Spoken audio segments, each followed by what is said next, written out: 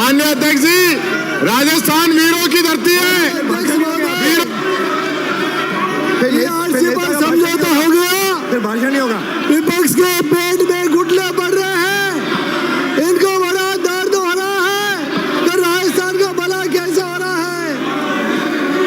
Double engine की सरकार अच्छे फैसले क्यों ले रही है? अब्दुल्ला जिंगर बोलते रहे। आपके पेट में घुटने पड़ रहे हैं, आपको मिर्ची लग रही है, क्या तकलीफ हो रही है? जिंगर जी, ये आरसीबी का फैसला हो गया। अब्दुल्ला जिंगर अपना भाषण जारी रखें। आपको क्या तकलीफ हो रही है भाई? आपको इतना मौका दिया, कांग्रेस सरकार रही, राज्य में भी केंद्र में भी कांग्रेस की सरकार थी। भाषण हो रहा है आपका। आप ये एमओयू नहीं करा सके, अब आपके पेट में दर्द हो रहा है। ये एमओयू आपको पहले करा लेना था, आप नहीं कर सके। ये एमओयू नहीं कर सके, इस कारण से आपके पेट में दर्द हो रहा है। जब भजनलाल सरकार ने, हमारी सरकार ने अच्छा फैसला किया, आपके पेट में दर्द हो रहा है। जब हमारी सरकार जब भी अच्छा फैसला लेती है तो आपको बड़ा तकलीफ होती है। ये तकलीफ हो रही है आपको, ये तकलीफ नहीं होनी चाहिए। अरे धोखा तो आपने 70 साल तक दिया है, आपने इतने वर्षों तक धोखा दिया राजस्थान की जनता को। पूरे हिंदुस्तान को डुबाने का काम आपने किया, पूरे राजस्थान को डुबाने का काम आपने किया। अभी भाषण आपकी कई बार राजस्थान में सरकारें रही, लेकिन आपने राजस्थान का भला नहीं किया। अब आज आपके पेट में दर्द हो रहा है, ये पेट में दर्द चलता रहेगा। आज भजनलाल सरकार ने और मध्य प्रदेश की सरकार में उनके बीच में समझौता हुआ है। इस समझौते को आप बचा नहीं पा रहे हो, ये समझौता बचा नहीं पा रहे हो, इसलिए मैं आग्रह करता हूँ माननीय सदस्य, प्रतिपक्ष के नेता, आप अपने लोगों को कुर्सी पर बिठाओ। भाषण चल रहा है। अरे मंदिर बन गया तो आपको तकलीफ, राम मंदिर बन गया तो तकलीफ, ये एमओयू हो गया तो आपको तकलीफ, माननीय मंत्री जी, आपको तकलीफ ही तकलीफ होगी और विपक्ष से बैठ गए हो और तकलीफ ज्यादा बढ़ेगी। इसलिए ये तकलीफ लेकर के आपने राजस्थान की जनता के साथ जो कुठाराघात किया है, उसका राजस्थान की जनता ने आपको जवाब दिया है। माननीय अध्यक्ष महोदय, आपने मुझे राज्यपाल महोदय के अभिभाषण पर बोलने का अवसर दिया, इसके लिए मैं आपका अभिनंदन करता हूँ। महामहिम राज्यपाल महोदय के वक्तव्य को यहाँ पर पढ़ा गया, अभिभाषण पढ़ा गया और पिछली सरकार की कमियों और उपलब्धियों के बारे में जो लेखा जोखा रखा गया, लेकिन उस लेखे जोखे के अनुसार यह सामने आया कि गत सरकार, कांग्रेस की सरकार, गहलोत की सरकार सिर्फ घोषणाओं की सरकार रही है। सुनने के बाद अच्छा ऐसा लगा कि 5 साल तक कांग्रेस की सरकार मात्र होटलों में रही और जनता के साथ कुठाराघात करने का काम किया। इस सरकार ने मुख्यमंत्री कुर्सी के लिए उप मुख्यमंत्री और मुख्यमंत्री 5 स्टार होटलों के अंदर रहे, जनता का भला नहीं किया। यह जनता का भला नहीं करने के कारण आपको विपक्ष से बैठना पड़ा, सारे जनहित के काम बंद हो गए। ये सरकार, आपकी सरकार जनहित के कार्यों को कराने में नाकाम रही। ये पिछले 5 साल की सरकार सिर्फ माफियाओं के हाथों में खेलती रही और राजस्थान के अंदर अराजकता का माहौल पैदा करने का काम आपने किया। आपकी सरकार सुशासन नहीं दे सकी, राजस्थान का चौमुखी विकास करने में फेल रही। हमारी सरकार गांव, गरीब, मजदूर, किसान, युवा, बेरोजगार, आम आदमी की परेशानी को सुन करके लोग भी बोलने वाले हैं, अपने सीटों पे बैठिए।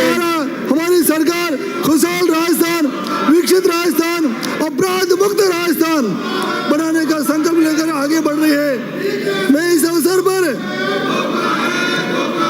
माननीय अध्यक्ष महोदय, हमारी सरकार कानून व्यवस्था को पुख्ता करेगी, लेकिन पिछली सरकार में कानून व्यवस्था बिल्कुल खत्म हो गई थी और ऐसा लगता था जिसकी लाठी उसकी भैंस, ऐसी कहावत चरितार्थ हो गई। पिछली सरकार में बहन बेटियां, महिलाएं सुरक्षित नहीं थी। थानों में, चिकित्सालयों में महिलाओं की आबरू को लूटा जाता रहा, रक्षक ही भक्षक बन गए। ऐसा लग रहा था कोई भी सुरक्षित नहीं है। व्यापारी सुरक्षित नहीं थे, बहन बेटियां सुरक्षित नहीं थी, उद्योगपति सुरक्षित नहीं थे, पुजारी संत महात्मा भी सुरक्षित नहीं थे। दलितों पर अत्याचार किए जाते रहे, सरकार मूक दर्शक बन करके देखती रही, निर्दोष लोगों पर गोलियां चलाते रहे, जिसका परिणाम यह रहा कि राजस्थान अपराध की भट्टी के अंदर जलता रहा। राजस्थान तुष्टिकरण के आधार पर यह सरकार को चलाती रही। उदयपुर में दिन दहाड़े कन्हैयालाल की हत्या हो जाती है। जयपुर के अंदर समाज विशेष के व्यक्ति की हत्या होती है, उसको 5 लाख का मुआवजा, 50 लाख का मुआवजा दिया जाता है, और कन्हैयालाल की हत्या हो जाती है, उसको 5 लाख का दिया जाता है। भीलवाड़ा में अशोक ताबड़े की हत्या होती है, चित्तौड़ में रतनलाल सोनी की हत्या होती है। जयपुर के अंदर महिला शिक्षक को दिन दहाड़े जिंदा जला करके हत्या कर दी जाती है। इस प्रकार से यह सरकार पूरी तरह से तुष्टिकरण के आधार पर चलाने का काम आपने किया। माननीय अध्यक्ष महोदय, मैं आपसे निवेदन करना चाहता हूँ, पिछली सरकार पूरे राजस्थान को भ्रष्टाचार की भट्टी में झोंक करके रख दिया। इस सरकार, पिछली सरकार में भ्रष्टाचार बनवा, जमीनों में भ्रष्टाचार, जमीनों के आवंटन में भ्रष्टाचार, बिजली की खरीद में भ्रष्टाचार, कोयले की खरीद में भ्रष्टाचार, नरेगा की कार्यों में भ्रष्टाचार। अरे इंदिरा रसोई में भी तुमने भ्रष्टाचार किया है, बीज खरीद में भ्रष्टाचार किया है, दवाइयों की खरीद में भ्रष्टाचार किया है। कोई ऐसा सेक्टर नहीं बचा जिसको आपने भ्रष्टाचार की भट्टी में नहीं झोंका हो। राजस्थान के अंदर 24 बार पेपर लीक करके युवा बेरोजगारों के साथ अन्याय करने का काम आपकी सरकार ने किया। इस पूरे राजस्थान को आपने नाथी का वाड़ा बना करके बेरोजगार युवाओं के साथ धोखा करने का काम किया, पेपर लीक करने का काम आपने किया, और बीएससी की परीक्षा की मेरिट में आने वाले बेरोजगार युवाओं के हक को छीन करके आपने अपने रिश्तेदारों को आरएस बनाने के लिए उनका सहयोग करने का काम किया। बेटा बेटी बहू सगे संबंधी सबको आपने आरएस बनाने का काम किया, और शिक्षित बेरोजगारों के साथ धोखा करने का काम किया। हमारी सरकार संकल्पबद्ध है कि आने वाले समय में इन भ्रष्टाचारों को नहीं बख्शेगी, और पेपर लीक करने वाले गिरोह का बंडा फोड़ करके उनको जेल भेजने का काम करेगी। माननीय अध्यक्ष महोदय, इस चुनावी वर्ष में आपने सिर्फ और सिर्फ घोषणाएं करने का काम किया। यह सिर्फ सरकार घोषणाओं की सरकार रही। कई जिले बना दिए, नगर पालिकाएं बना दी, विद्यालय खोल दिए, तहसीलें बना दी, कॉलेज खोल दिए, चिकित्सालय खोल दिए, उप चिकित्सालय खोल दिए, पदों का कोई प्रावधान नहीं रखा। आपने किसी प्रकार का बजट का प्रावधान नहीं रखा। आपकी सरकार विवेकपूर्ण नीतियों के विरोध में दूरदर्शी निर्णय करके, आर्थिक कुप्रबंधन करके पिछले 5 वर्षों में राजस्थान को आर्थिक आपातकाल की भट्टी में झोंकने का काम किया।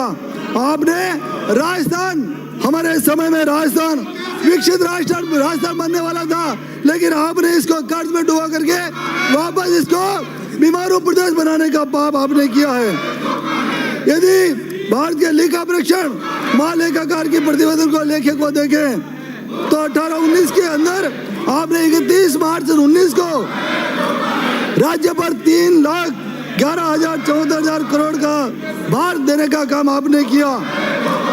प्रति व्यक्ति ऋण 40,300 करोड़ रुपए का 40,300 रुपए का प्रति व्यक्ति भार आपने डालने का काम किया। 23-24 के अंदर ये कर्जा बढ़कर के 5,69,781 करोड़ रुपए होने का अनुमान है। प्रति व्यक्ति कर्जा 70,400 करोड़ रुपए का होने जा रहा है। मैं निवेदन करना चाहता हूं आपसे, माननीय अध्यक्ष महोदय, यह सरकार गरीब कल्याण की सरकार नहीं थी।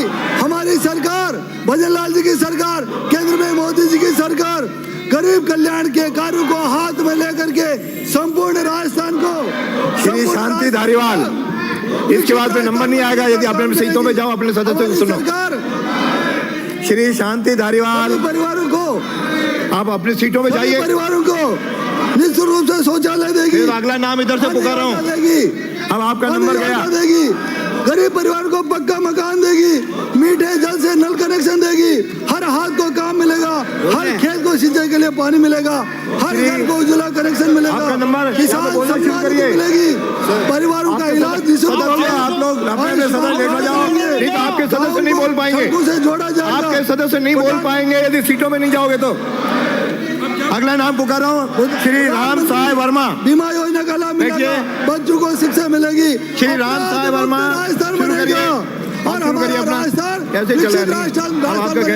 अध्यक्ष महोदय, 16वीं विधानसभा के लिए निर्वाचित मान्य सदस्यों को बधाई है। वो अभिनंदन के साथ महामहिम राज्यपाल के धन्यवाद प्रस्ताव पे अपने